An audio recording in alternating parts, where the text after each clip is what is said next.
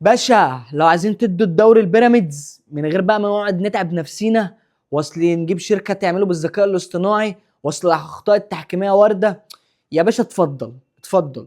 لكن انا معلش انا اسف في الكلمه، بعيدا بقى عن ان انتوا خليتوا الاهلي يلعب مع الزمالك وبعدين بيراميدز، وحشرتوا ماتش الهلال اصلا في الوسط، وانتوا عارفين ان ماتش الهلال ده مهم بالنسبه للاهلي لان بطوله افريقيا هو يعني دي التارجت الحقيقي للاهلي السنه دي، عشان يبقى هو اول فرقه في افريقيا خد بطوله الدوري ابطال افريقيا 3 مرات ورا بعض. طب وبالنسبه للمسؤول بتاع الزمالك اللي قال لك احنا كنا عارفين بجدول الدوري وكنا محذرين اللعيبه عشان الانذار الثالث، يعني ده من ايه ده يعني انا مش فاهم بجد. طب هو فين كل مندوب من كل نادي هيروح القرعه عشان تتعمل عشان نشوف مين هيلعب مع مين ومين هيلعب امتى؟ طب ماتشين بيراميدز اللي بره في برج العرب اللي هيتلعبوا في برج العرب ايه الاثنين ورا بعض، ده الذكاء الاصطناعي ده طلع هو كمان فاهم من اياهم؟ يعني انا مش فاهم يعني بجد. الدوري موجه يعني قوي، مفيش دوري موجه بالمنظر ده.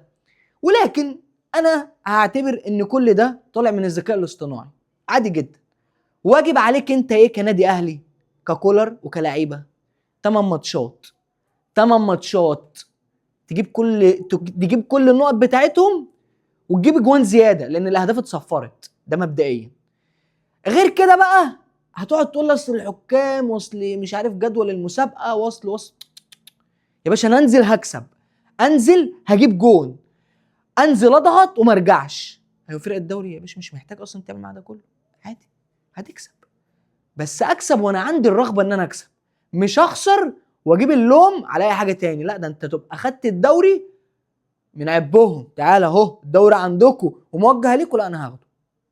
فمش محتاجه مهاترات كتير، كده كده كله يهزي وكله يعيش الوهم والاهلي بطل الدوري في الاخر.